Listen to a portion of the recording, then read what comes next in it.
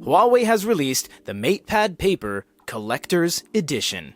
It isn't exactly night and day different than the standard edition, and if you see from our unboxing video, the box is needlessly gigantic, but it is fitting in tune with the almost 1 year anniversary of when the Matepad Paper came out. If you want to see the full review, check the video card up above, but for now, let's dive in and see what exactly is different on this unit. The Matepad Paper, everyone, this was and is Huawei's basically only edition and contender into the world of e-paper. They don't have any other e-paper devices in their lineup. This came out almost a year ago, which is still completely staggering to me because I said this last time. I kind of just remember doing a couple comparisons on this, which I guess just, as time goes on, you start to cross-compare everything. How is this one different? Well, there's a few things. The first thing we're going to look at is the pen. The pen's actually different. It is the Huawei M Pencil, but it's white instead, and it loses a lot of the paint flake, and it just goes back to kind of a matte, almost like a super off-white clay. It's very matte feeling in both texture and the appearance of it all. It is shaped in a way where it kind of looks like a number 2 pencil, and the tips are the exact same thing. So if you take the tip off, you get all of the incredibly high technological kind of components, so don't touch that part. And you will see that it is still magnetic. It snaps to the side of the device, but it actually feels a little bit better in the hand than the more round Huawei M Pencil that came out before. And I hope this still has the double tap thing, because that was kind of the entire draw of it.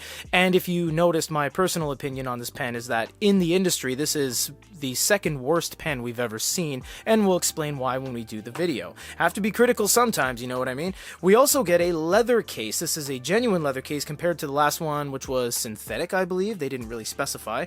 On the inside, it doesn't look leather at all. It still has this kind of synthetic plastic polymer material, it appears, and it does have a QR code on the inside that you can scan for installation tips, which is pretty straightforward.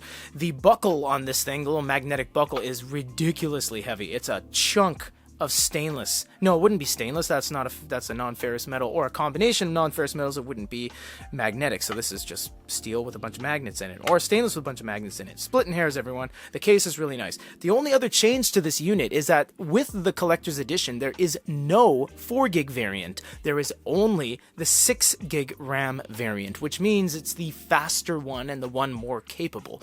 Again, guys, if you want to see the review, you can go ahead and go to the end roll, and that'll be there for you viewing pleasure.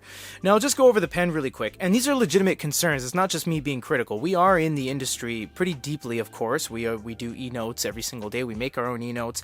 This is, reason being, one of the second worst pen beside the DPT, which is arguably the best feeling, but the worst pen. This one is pretty down there, and we'll explain why. It doesn't work on the device right out of the gates. In fact, you have to snap it to the side to even connect it. Once you do snap it to the side, you're going to see the M Pencil thing pop up. You say connect, and then it takes a second. It waits, it's thinking what to do. M Pencil connected, 10% battery.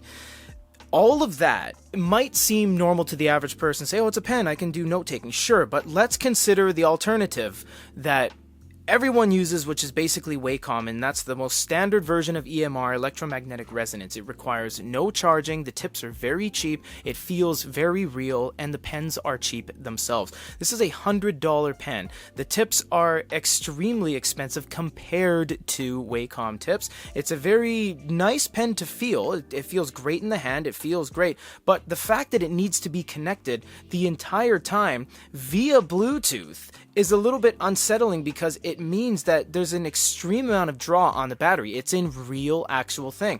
Not only are you using more power from the actual unit itself to power the pen and keep it connected, this runs out of juice, and if it's out of juice, you can't use it, and you can't even charge it compared to the DPT pen and a couple other ones like the Kobo Sage and the Mi Book that use a quadruple A battery. So these are all actual problems with this pen. I'm not even joking. I'm not just taking the pee-pee here. It is one of the silliest pens we've had. But that being said, let's go over the unit. This is a very nice home screen. It looks very cool on the side. You get this side palette that kind of stays there. I much enjoy that. It keeps the center here clean. You go over to bookshelf. This is where all your books are going to be. You can go over to the bookstore. This is where you're able to download all of your books from Huawei directly if you don't want to scour Google, etc. And you have some apps here as well. We have WPS Office, the app gallery where you can download things. We have Recorder because it does have microphones on board, and you have a speaker on board as well, so that's beautiful. I very much appreciate that. You also get email right out of the gates. This is a very nice home screen. Also, what I much appreciate is you have a drop down, albeit it's not the fastest, but it's quite nice. It's very clean and everything's very bubbly. It looks like kind of an old school Firefox OS where everything's kind of circular, you know what I mean? And then if you go into more settings, there are so many settings on this unit. There's so much here, and I like how they keep it here, and they keep it just enough so you can read everything, but it doesn't intrude on what the rest is. So if you go to display and brightness, for example, it's going to leave this section, which is about a 60 to 70% of the screen here. Sound and vibration, etc. This will all just kind of stay here, and this actually scrolls while you have this open. So there are a ton of features and settings on this unit. It's massive, honestly, it really is. And they have gesture support, so you can swipe up to go home, left and right to do other things, and you have translate on there. But the most important thing we're going to look at, as we said, are notes. And then we'll go over to watch some videos, because people always are concerned with videos nowadays. Yes, this is e-paper, and we don't need to watch Instagram Reels and stuff like that, but Bigme devices and Onyx devices and Boyu devices and Hisense are all super capable of watching movies on your phone or tablet. So let's check it out. First thing I want to do is the tap to see if that still exists. Yes, it does. So it's going to go back and forth between the actual pen, pencil, and the eraser, much like the Apple Pencil does. So if I draw something like that, you can double tap and go to the eraser, and you can erase it like that. This pen tip is so sticky at times and smooth at times, it lacks consistency throughout the entire composition. So something like a Wacom felt tip, which is a graph composite, or even a palm tip, which is plastic, they're at least consistent. This one is very sticky on the top, but it's very smooth on the side. But as you angle it, it gets, like right here, it's just dragging along. It feels like I'm rubbing a extremely hard piece of rubber on the screen, because it kind of am, and then here it just glides a little bit. It's not a very consistent feel, and there are no paper-like qualities to this whatsoever. It doesn't feel like I'm writing on paper. It feels like I'm dragging an old number 2 pencil eraser that's chiseled to a point on a piece of glass. It's exactly the way they presented it to you. So the writing feel is not there at all. The function is there. This is quite nice. You can redo, you can undo, and you can add a new page like that. You can also import pages and import PDFs. The writing speed is kind of decent, and you got to make sure you don't double tap it like I did, because it mistakenly went into the eraser. The writing speed is decent, although we have seen a little bit lower latency, aka it's been faster on other devices. And more importantly, to name a few, like the Fujitsu is very fast, the Supernote's very fast, Onyx is very fast, and to a lesser extent, Bigme with a speed mode is very fast like that. And then third place would be things like KingJim and MobiScribe kind of trailing behind. So this is overall a decent latency, but we have most definitely seen quicker. If you tap the eraser a couple times, you can do different erasers, standard, area, or clear stroke. So if we do area, you can go like this and choose an area.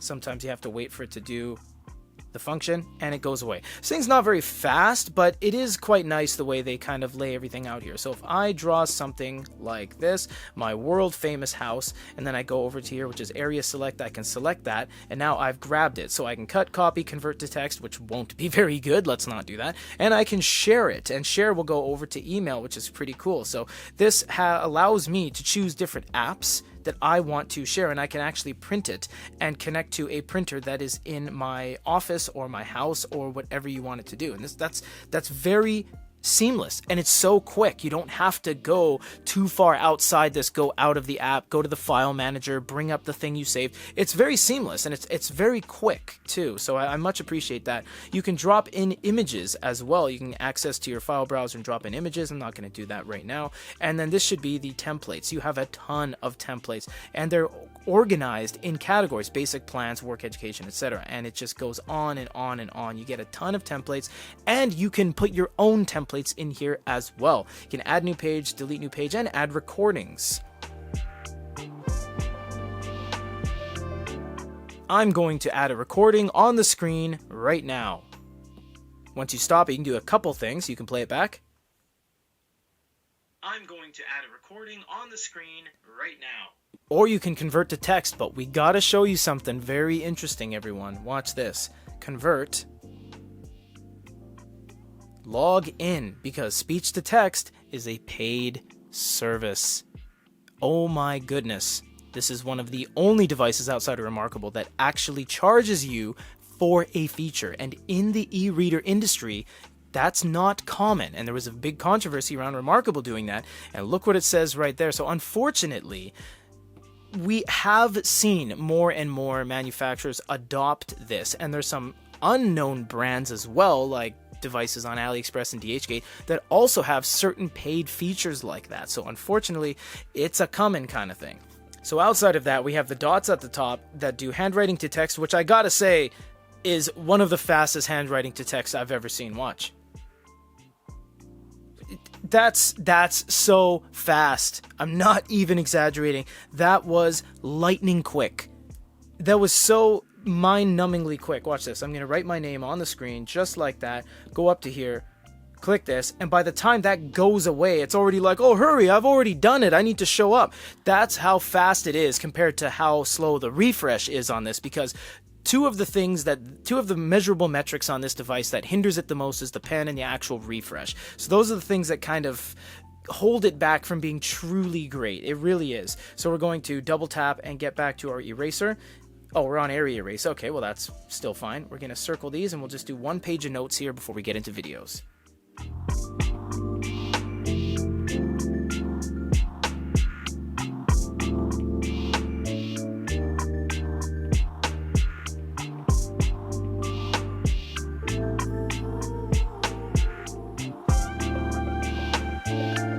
Yeah, I trailed off there, but you know what I mean. That's not the point.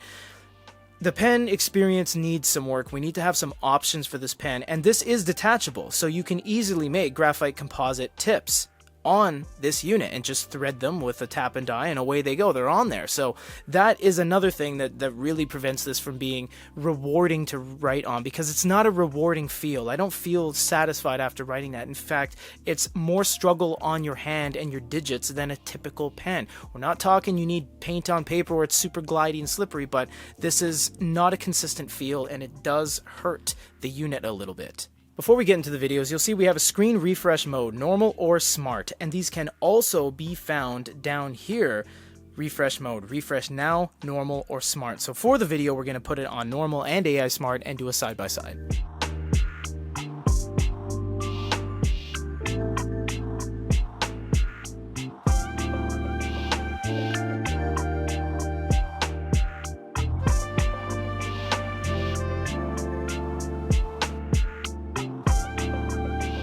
So unfortunately, even on Smart AI mode, it wasn't enough to save the actual video playback.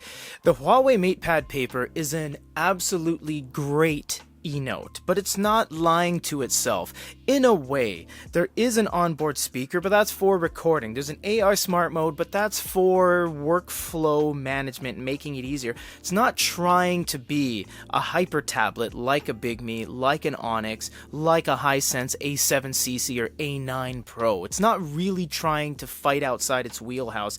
In a way, they give you all the tools and they give you all the access to do anything you want, but it's hindered a lot of the steps of the way by little things they didn't think about. And I haven't checked this out yet, but this whole review we've been filming for about half an hour. Let's see how much the battery actually died on it when we see that we lost 3% in only 20 minutes of filming and only a little bit of actually touching the pen to the surface.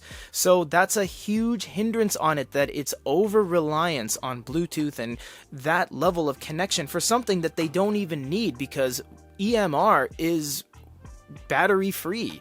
Any Wacom, from Stadler to Mitsubishi to Onyx to Lamy to Supernote, everybody, it's completely battery free. So to go with something more expensive, more tedious, and more of a negative than a positive is a little bit beyond me, but it is what it is. The Huawei Matepad Paper Collector's Edition is significantly more money for not a whole lot that has changed. A color change here and an added case that you already get a case anyways when you get the unit, and a gigantic Chongo Bongo box. If you guys want to grab one of these, it is available in our store. And for another Goody Reader video, thanks for watching, everybody.